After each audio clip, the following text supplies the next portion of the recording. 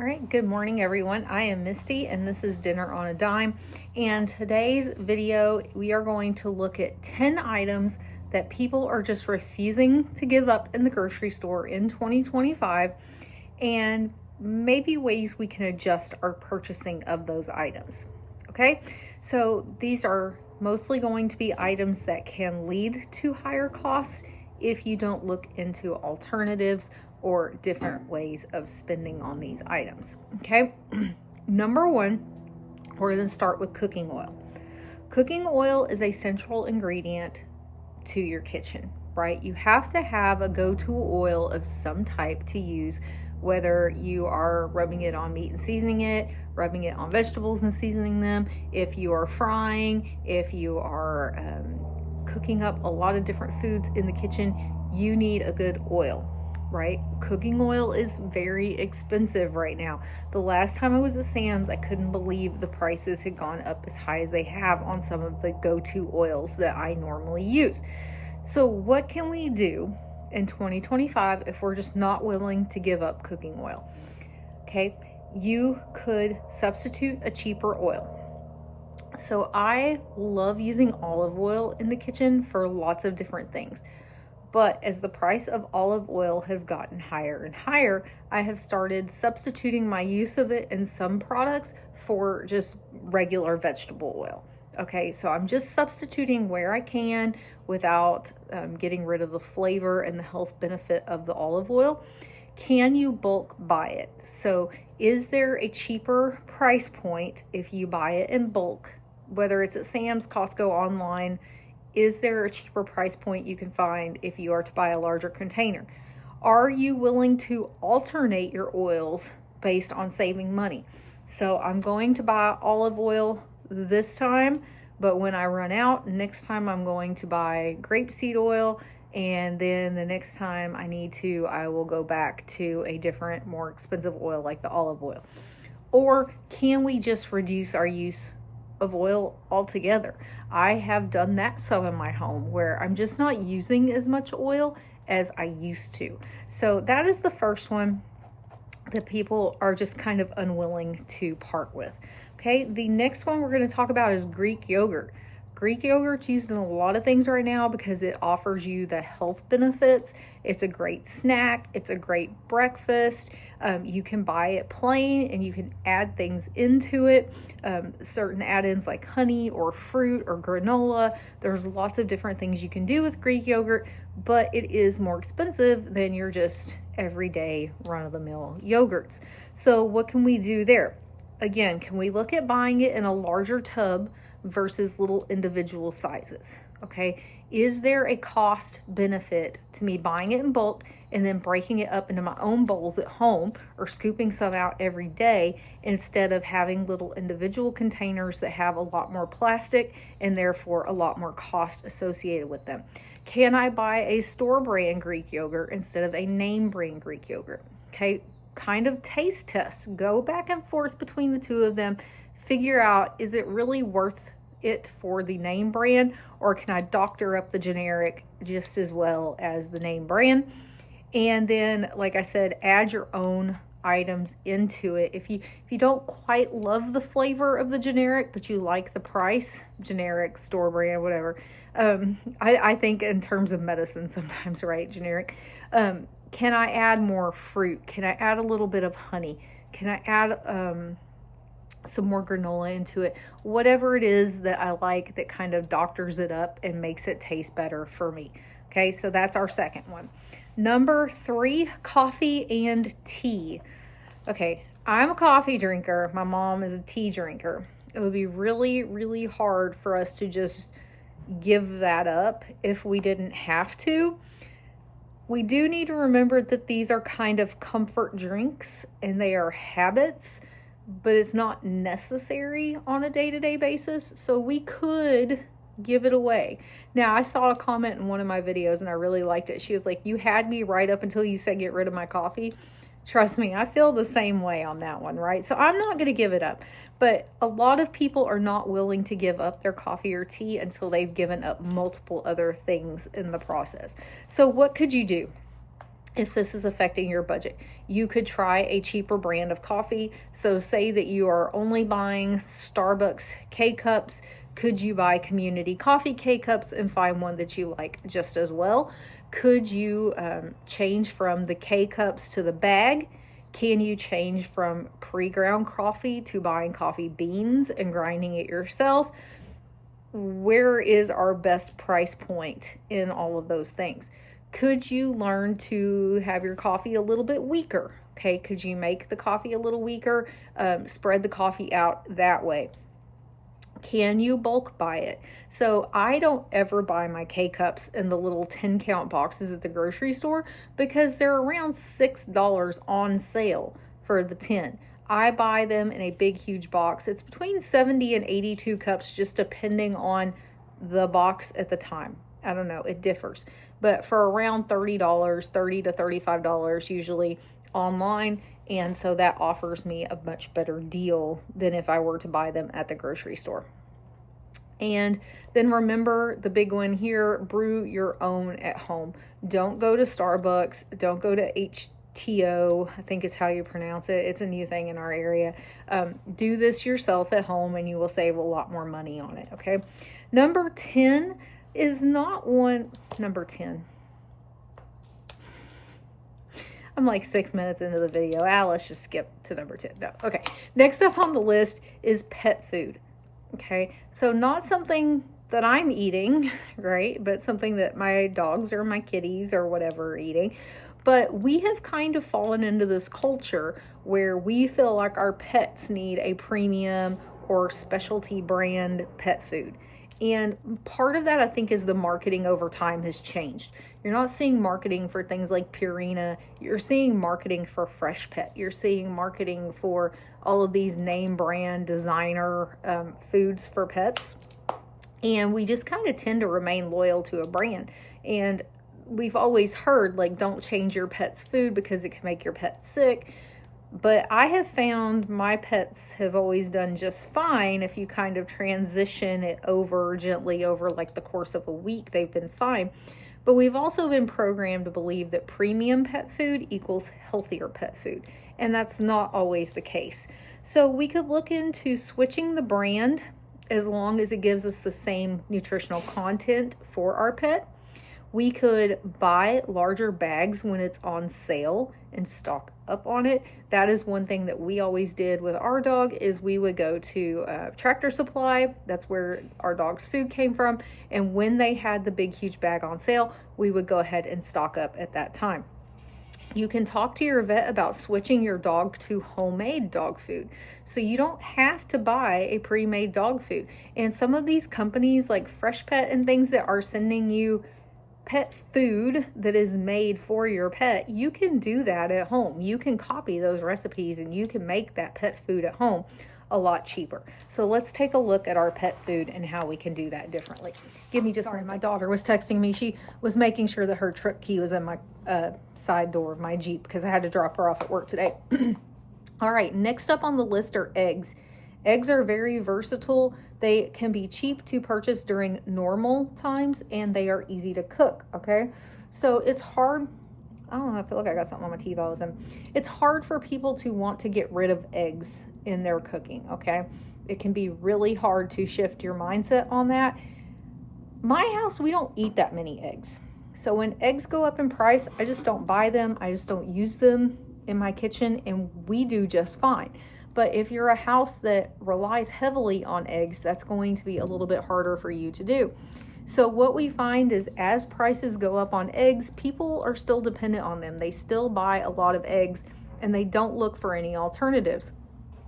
So what can you do when it comes to your eggs? Can you substitute flax eggs? Can you look up egg substitutes and just shift it to that? Can you use egg whites instead? Can you use an egg substitute like the egg powder, okay? Now be careful you get the one that's actual egg, okay? That's a whole thing in the prepper world. Make sure you get the right one. Can you buy a cheaper grade of eggs? Is that a possibility where maybe you are used to buying like a grade A egg and you're able to get, you know, ones that are graded a little less or a size difference in the eggs? Can you buy in bulk? Okay, is that an option for you? Shop the sales. So when eggs go on sale, that's the best time to stock up on them. Reduce your use if you can.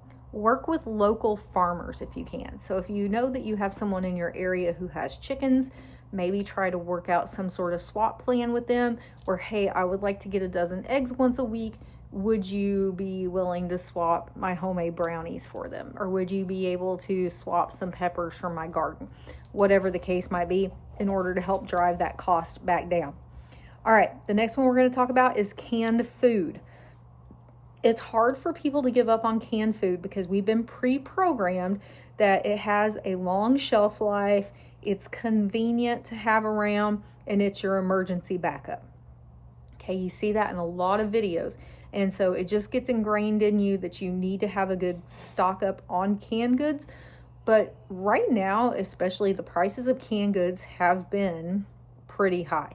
Where last year I was paying 50 cents a can pretty much year round for them. This year we're looking at like $1.50 a can if they're not on sale. It can be higher. There's a certain brand of peas that I like that are like $2.68 at the store for one can of peas. So what can we do instead? Can we look for a cheaper, frozen option? Can we look for a cheaper frozen option? So can we get frozen peas? And the nice thing here is if you don't need a whole bag, you can tie that bag up, you can clip that bag off, whatever you want to do, and put the rest of the peas back in the freezer. Or mixed vegetables, or broccoli, or cauliflower, whatever it is. Can you go to a cheaper option, frozen option?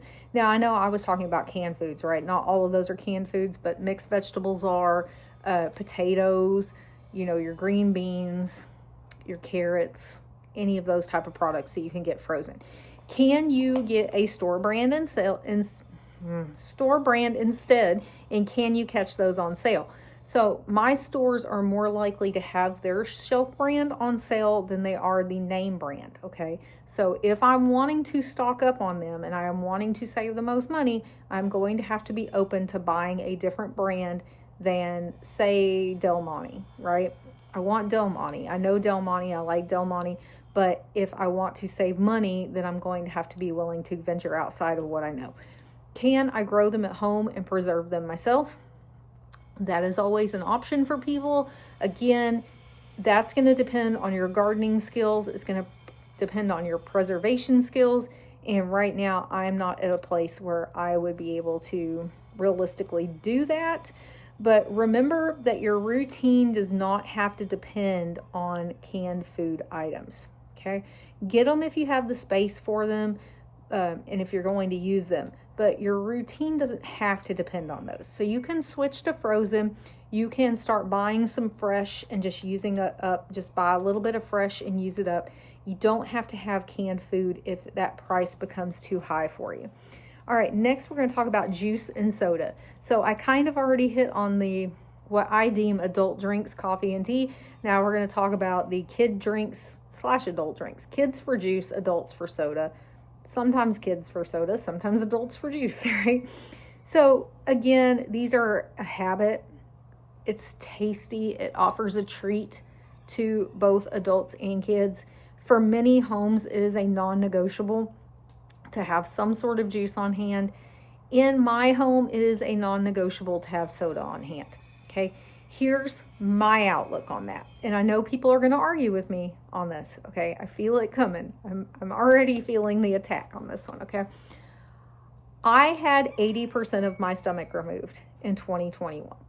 Since then, I have given up a lot of things that I love. A lot of things. I don't get joy and connection and happiness from almost anything anymore when it comes to foods and drinks. The things that give me the most happiness is my coffee in the morning. So that is why it would be hard for me to get rid of my coffee. And then my afternoon Dr. Pepper. That is like my treat to myself. Like we made it through the day. And I don't buy them expensively. I go to Chicken Express. It is by my house. They have happy hour. I get it for 50 cents. And guess what? If I need a refill, I get a refill for free. So 50 cents. And that's not every day, but I also keep Dr. Pepper at home. But when you guys see me stock up, like buy 4 12 packs of Dr. Pepper, that's gonna last a long time in my house. We haven't even drank the last ones we got before the ones you just saw me buy the other day. But I get them when I can get them, like buy 2 get 2 free or buy 2 get 3 free, so that I'm at least getting the best deal on them for when I want to have them. So I get it when people say it's a non-negotiable, because for me, that's a non-negotiable. I don't get to enjoy desserts like I used to. I don't get to enjoy chocolate. I almost can't have anything with milk base in it, like ice cream, sherbet, a root beer float, any of that sort of stuff. I can't have anymore. My flavors profiles flipped around on me. So I'm the type of person, like, I almost just want dinner. And that's it. I don't even want anything else. I can still enjoy a dinner meal, but I don't really enjoy the rest of it anymore. And that's just because of the sections of stomach that are removed during that procedure.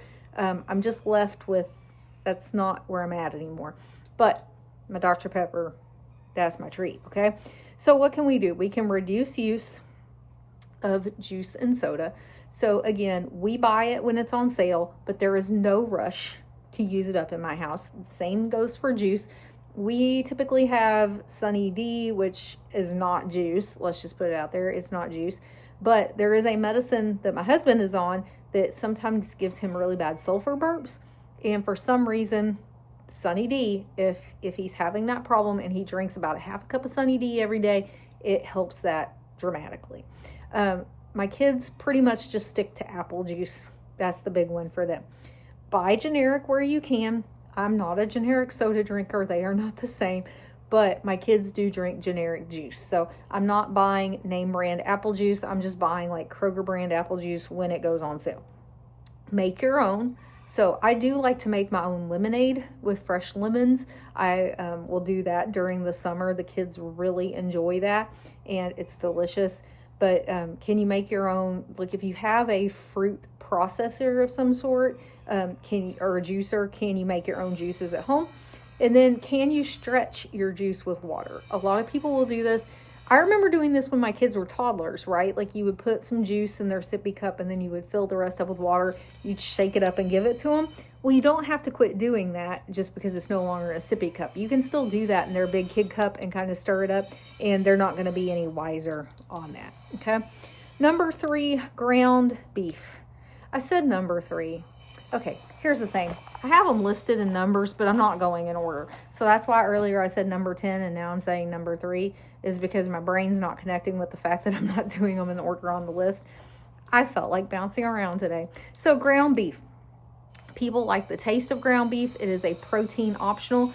It is a traditional dinner meat option. And I think it's still ingrained in us that it is the cheapest dinner option.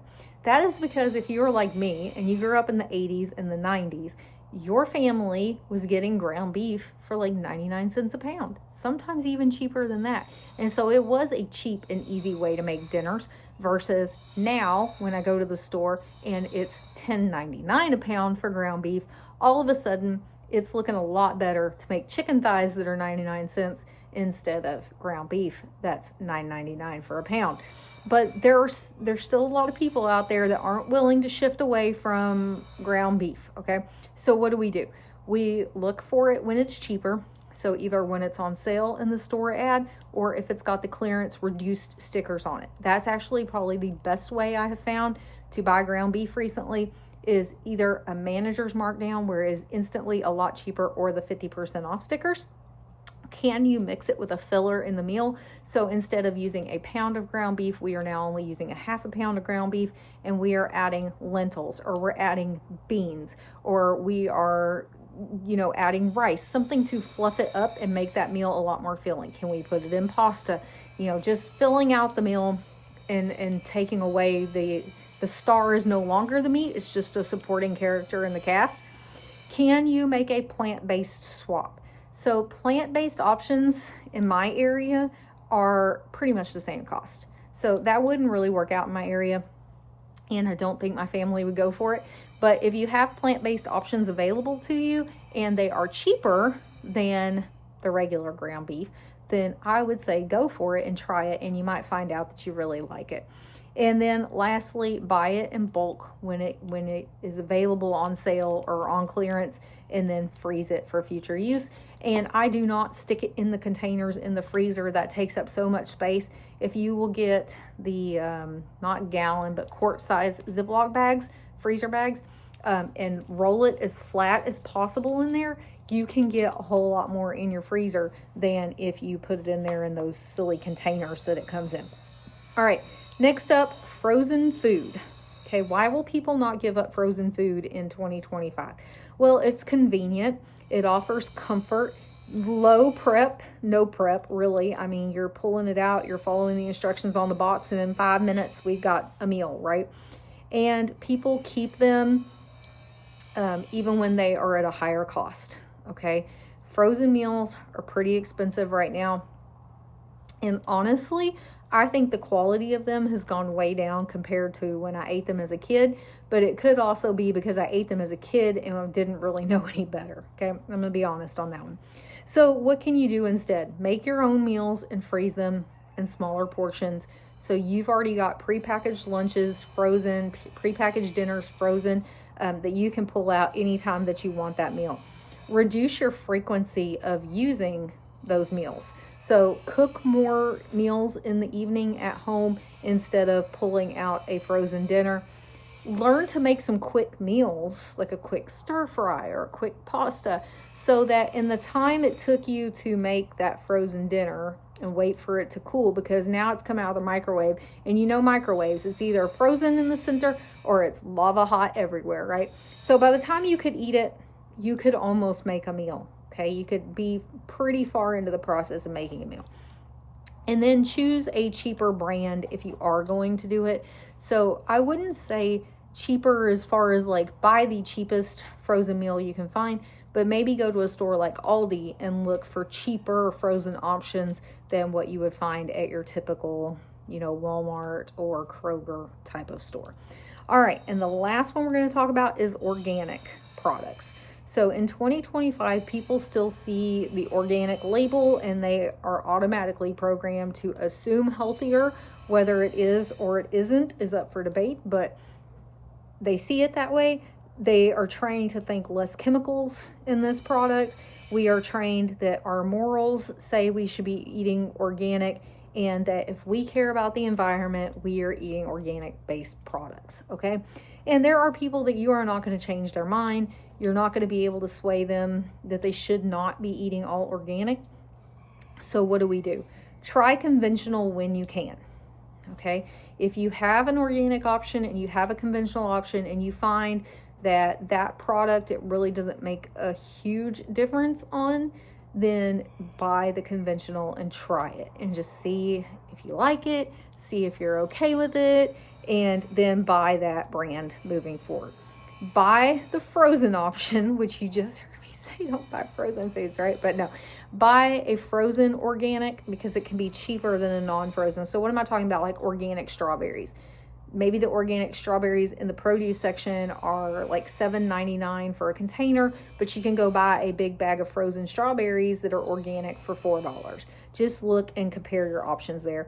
And then again, make your own, because if you can grow it yourself or you can make it yourself, you're controlling everything that goes into that product. You can make it as clean, as fresh, as, non-GMO, whatever it is you're looking for. You can make it exactly how you want it in your house. So there you go. Those are 10 items that people just absolutely refuse to give up in the grocery store in 2025, and kind of some ways that you can combat that a little bit on your own. So I would say the hardest ones on this list for me are cooking oil, because I do have strong preferences on what cooking oil I use. Soda, because again, that's my day treat for myself. I would struggle to give that up. Coffee, I would struggle to give up.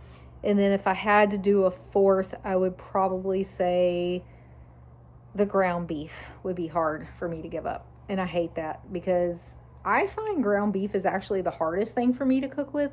I don't have as many ideas floating around in my head when I am thinking about cooking with ground beef, but it would be a hard option to give up on completely. So that's why I buy it when I can find it on a deep discount. All right. So there you go. I hope you liked this video. If there's something that's not on the list that you just absolutely refuse to give up in the grocery store, drop it in the comments and let's talk about it there. What it is that you're not willing to give up on in 2025. Make sure to like the video, make sure to subscribe to the channel, and I will see you in the next one. Bye.